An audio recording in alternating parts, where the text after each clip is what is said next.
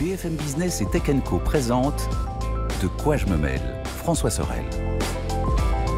Le retour de quoi je me mêle, et comme promis, on va se plonger dans la maison connectée avec évidemment beaucoup de promesses. Voilà un confort au quotidien qui est complètement changé, avec les assistants vocaux, avec la sécurité, avec des automatismes qui sont mis en place. Et puis aussi, bien voilà une petite révolution dans ce monde des objets connectés qui est assez complexe quand même. C'est Matter, c'est on va dire un concept, un standard en fait de discussion en fait entre tous les objets connectés qui facilite en théorie les choses. On va en parler avec un vrai spécialiste que je suis très heureux d'accueillir sur le plateau de quoi je me mêle, c'est Albert Bouchoucha. Bonjour. Merci Bonjour, d'être là, François. Albert. Bonjour, merci. Alors voilà, c'est Monsieur Maison Connectée, Albert. C'est son métier, on est d'accord, c'est ton métier. Oui, c'est mon métier depuis quelques années maintenant. C'est ça. Tu es voilà, le patron de domotizy.fr. Si vous voulez avoir plus d'infos sur la maison connectée, je vous invite à aller sur ce site. Tu es speaker, intervenant.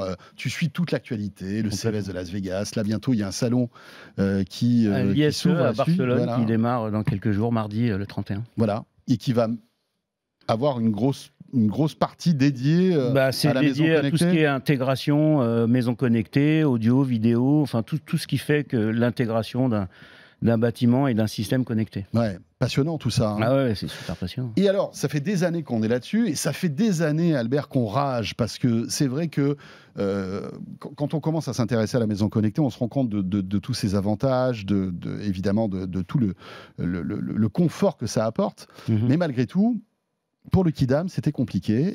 Et là, visiblement, on vient de passer une étape importante avec Matter. Alors Matter, pour un professionnel comme moi, Matter c'était inespéré presque. Ça fait des années et des années qu'on attend ça. On espère que ça va bien fonctionner. En tout cas, c'est bien parti.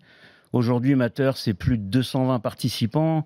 C'est tous les GAFA qui sont en tête de ça, avec les assistants vocaux.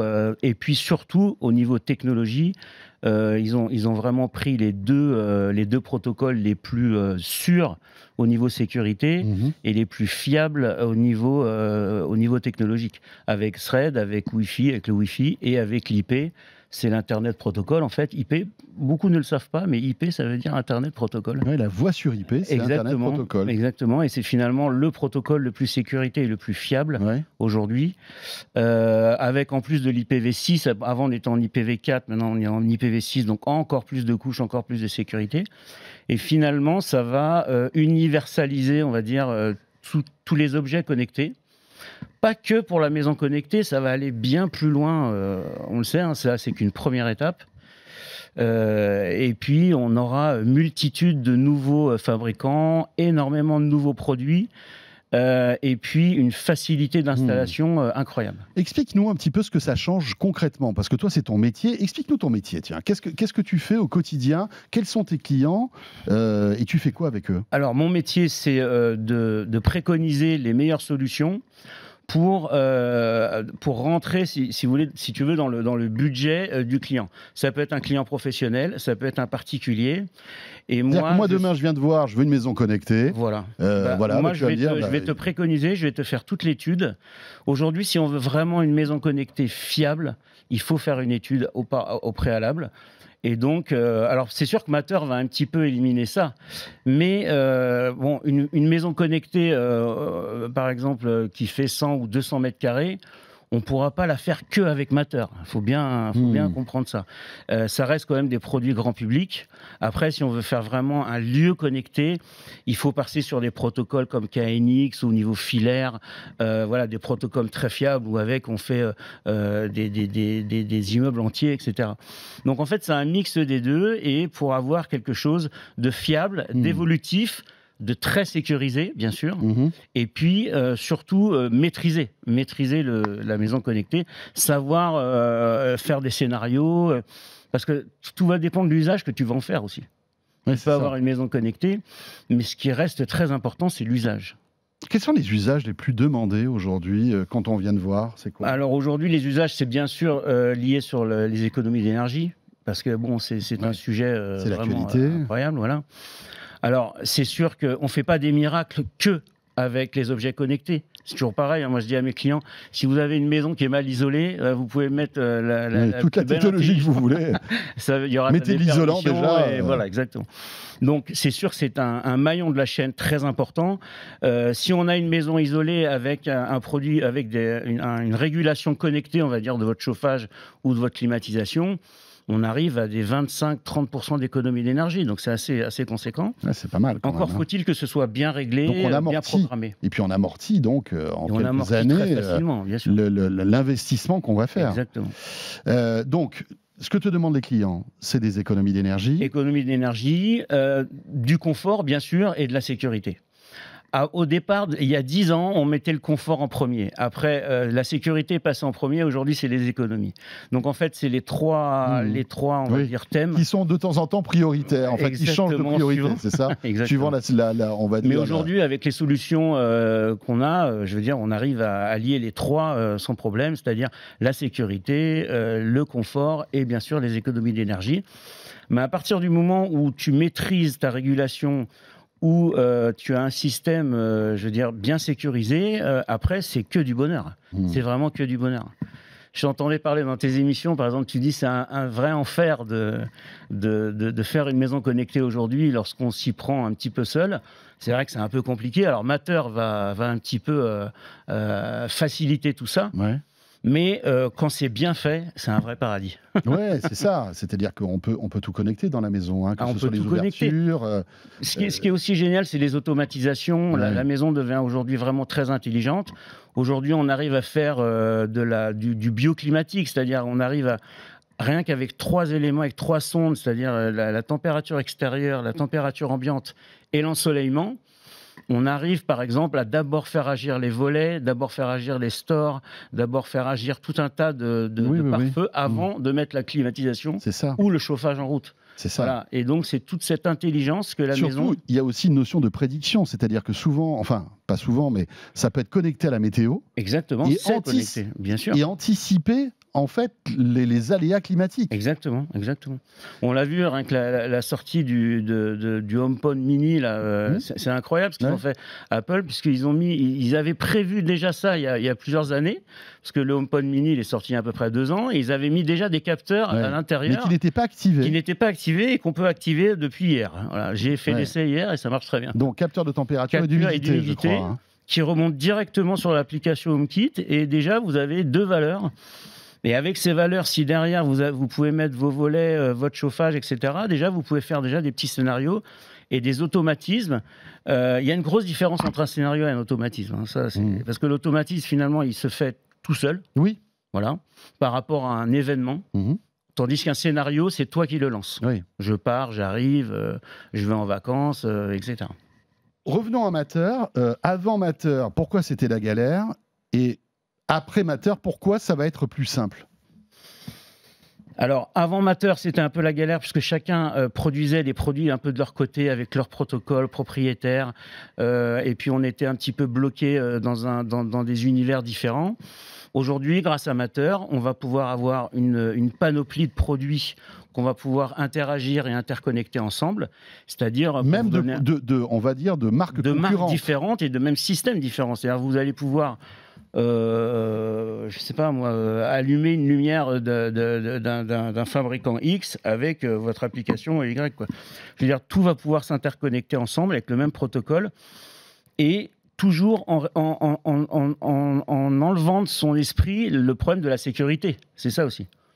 Parce que vous avez la même ligne de sécurité pour chacun est la même à partir du moment où les produits sont passés par les laboratoires du CSA. À partir du moment où le produit est marqué Matter, on est sûr que c'est un produit sécurisé. Donc ça nous donne par exemple accès à des fournisseurs entre guillemets chinois où on avait peur de mettre de même préconiser ça à nos clients. Et donc, tous ces fournisseurs-là, aujourd'hui, à partir du moment où ils sont Matter, on va se poser de questions. Quoi. C'est un peu, c'est un label de qualité aussi, au-delà de la standardisation. C'est un label de qualité. Exactement. Est-ce que tout le monde prend le train de Matter aujourd'hui, ou est-ce que tu as encore des réticents? Alors, c'est là où tout va jouer, en fait, parce que si tous les fournisseurs et tous les fabricants jouent le jeu, ça va prendre une ampleur incroyable. Si par contre, par exemple, on a très peur que Apple, il va ouvrir finalement, il va se servir des produits Matter de tout le monde, mais il ne va pas ouvrir les siens. Voilà. Un exemple. Parce qu'en fait, il y a plusieurs niveaux de Matter, en fait. À partir du moment où tu signes en bas d'une page en disant, ben voilà, j'accepte, je vais participer au protocole Matter, en fait, il y a plusieurs étages. Voilà, on peut y aller à 100%. On peut y aller à partir où on peut faire par rapport à des bridges. Ça, c'est un peu dommage. Voilà, c'est ça. Mais le but, c'est d'ouvrir le maximum et ça va aller de plus en plus vite. En fait, plus, entre guillemets, la mayonnaise va prendre, plus ce sera génial, quoi. Tu étais au CES ou pas? Oui, bien sûr. Alors, est-ce qu'il y a des choses intéressantes? Comment tu as senti tout ça? Est-ce que les constructeurs sont tous supportent Matter, ou est-ce que tu sens qu'il y a quand même des réticences? Est-ce que tu as vu des nouveautés intéressantes aussi? Alors, au niveau produit, on voit que ça démarre. Par contre, au niveau approbation du protocole, c'est fait. Ça veut dire que on voit par rapport à l'année dernière, l'année dernière c'était un CES un peu particulier. Cette année, il y a eu quand même beaucoup plus de monde, beaucoup plus de participants, et je pense que 100% des participants de la maison connectée présentaient Matter. À un moment donné, il y avait du Matter partout. Mmh. Et on a vu même des fournisseurs assez incroyables, comme par exemple TP-Link. TP-Link, pour moi, c'était que des routeurs et des routeurs Wi-Fi. Ils ont fait leur solution Matter, d'ailleurs accompagnée d'une solution Wi-Fi en même temps. On a vu des fournisseurs comme Nanolith, qui fait normalement que de la lumière. Mmh. Et là, ils ont fait tout un écosystème avec des interrupteurs, avec tout un écosystème Matter. Mais ça permet à certains constructeurs de s'émanciper en fait et de sortir. Exactement. De Vous avez comme un fabricant comme Eve, le fabricant allemand qui était 100% Apple. Bah lui, par exemple, c'est vraiment une opportunité parce qu'il va pouvoir lui s'ouvrir à Google, à Amazon et à tous les autres. Voilà, donc, parce qu'aujourd'hui, Eve, bon, ils font pas mal de trucs. Moi, j'ai un arroseur connecté Eve, qui n'était pas terrible d'ailleurs parce qu'il était que Bluetooth, enfin c'était un peu la galère, mais on peut imaginer que demain, je dis ok Google, allume-moi l'arrosage. Exactement. Et en plus de ça, alors qu'avant c'était pas possible. Complètement. Avant c'était pas possible. Ouais. On pourra même avec le même device, c'est-à-dire le même appareil, le faire fonctionner sur Google et sur HomeKit en même temps. Incroyable. C'est ça qui est génial. Donc ça donne des perspectives assez incroyables. Albert, est-ce que la configuration de tout ça sera plus facile aussi?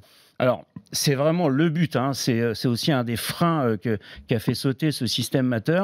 C'est que normalement, ce qu'on nous promet, j'ai fait des essais, c'est vrai que ça patine encore un petit peu, mais normalement, on reçoit un produit, vous le flashez avec le QR code, ça lui donne une identification unique. Et à partir de là, il remonte automatiquement sur l'application et on peut le faire interagir avec les autres objets connectés. C'est l'avantage de ce protocole. L'application, il n'y a pas une application Matter? Il n'y a pas encore... Non, enfin, il y en a plusieurs. C'est-à-dire que, en fait, l'application Matter, ça va être l'application Amazon si on est Alexa, ça va être Google Home si on est Google, c'est ça? Comment ça marche? Aujourd'hui, on est pratiquement obligé de passer par soit un Apple, un Google ou un HomeKit, ne serait-ce que pour la liaison à distance. Ça, c'est très important. Parce que tu sais que quand dans une maison connectée, ce qui est très important, c'est d'avoir son réseau local, c'est-à-dire que tout fonctionne grâce à ton smartphone ou à ta voix, mais aussi de pouvoir interagir à distance. C'est ça. Donc là, on a besoin d'un bridge entre Internet et le local, et là, c'est l'assistant. C'est l'assistant vocal, c'est Google et Amazon ou HomeKit. Ça va changer parce que il y a beaucoup ça va aller très vite. Il y a beaucoup de fabricants qui sont en train de sortir j'aime pas appeler box, des contrôleurs, on va dire, des contrôleurs Matter, et on va pouvoir aussi, grâce à ces contrôleurs, avoir accès à distance à la maison. Donc ça va se faire dans les 6 prochains mois. Albert, petite question. Est-ce que, à ton avis, le protocole Matter va faire aussi baisser le coût de l'équipement de la maison connectée? Bien sûr, j'allais en venir, bien sûr. Bien sûr, c'est évident. Parce qu'à partir du moment où il y a, entre guillemets, une concurrence un petit peu ouverte, en fait, on va aller chercher le meilleur produit de chaque marque. C'est ça qui est génial. C'est qu'on sait que tel ou tel fabricant est très fort dans tel ou tel domaine. Et en fait, on va aller chercher... Nous, enfin, moi, pour ceux qui connaissent, entre guillemets, un peu KNX, par exemple, c'est un protocole filaire. On a vécu ça il y a une vingtaine d'années. Il y avait beaucoup de fournisseurs et chacun avait son protocole. Ils se sont tous réunis, ils ont fait une association. Et aujourd'hui, on peut prendre n'importe quel produit KNX et le mettre dans un système et ça fonctionne. Ben là, c'est pareil avec Matter, mais pour tout ce qui est radio. Voilà. Donc ça va être génial, quoi. Et ben, tout ça donne un peu le tournis, mais voilà, sachez que si vous vous intéressez à la maison connectée, préconisez plutôt, aujourd'hui, si vous devez acheter des objets, voilà, on commence à voir le logo Matter, on peut se renseigner sur Internet, etc. Pour voir bien si sûr, il y a plein de choses. Il y a une compatibilité. Le protocole le plus proche de Matter, c'est Zigbee. C'est vraiment le protocole le plus proche, le Zigbee 3. Faites attention, hein, pas les anciens, Zigbee 3. Voilà. Si vous voulez aujourd'hui faire une maison connectée, surtout faites-le, parce que n'arrêtez pas maintenant. Parce qu'en plus, ce qu'il faut savoir, c'est que Matter va pouvoir prendre les anciens objets connectés. Oui, ça aussi, c'est très important, grâce à des bridges. Enfin, pas tous les anciens, si. Ah oui, pratiquement tous, parce qu'ils vont faire des bridges Matter, Matter Zigbee, Matter Z-Wave, Matter. Enfin voilà, et puis tous les protocoles. Tous les grands fabricants en France ont déjà alors certains vont rajouter une clé, certains vont, ce sera juste une mise à jour. Voilà, tout ça c'est en train de se faire, c'est passionnant. Et on attend, voilà, dans quelques jours l'ISE pour voir si en Europe on est à la même vitesse, on va dire, s'il y a la même impulsion. Et voilà, c'est en train de se jouer là. Il va falloir que tu nous racontes tout ça. Merci beaucoup, Albert, d'être passé sur le plateau de Quoi je me mail. Voilà, et de nous faire partager ton enthousiasme sur ce sujet. Albert Bouchoucha, donc. Et si vous voulez en savoir plus, Domotizy, c'est Domotizy, voilà. Avec un Y à la fin. Avec un Y à la fin, c'est très important. Très important. Merci, Albert. Merci. Et ce De Quoi je me mêle est terminé. Merci de nous avoir suivis. On se retrouve bien sûr la semaine prochaine. Merci de nous regarder peut-être devant votre télé sur la chaîne Tech & Co sur les box opérateurs, peut-être sur YouTube, peut-être écoutez-vous De Quoi je me mêle. En tous les cas, merci de nous suivre et on sera là le week-end prochain. Salut à tous. De Quoi je me mêle sur BFM Business et Tech & Co.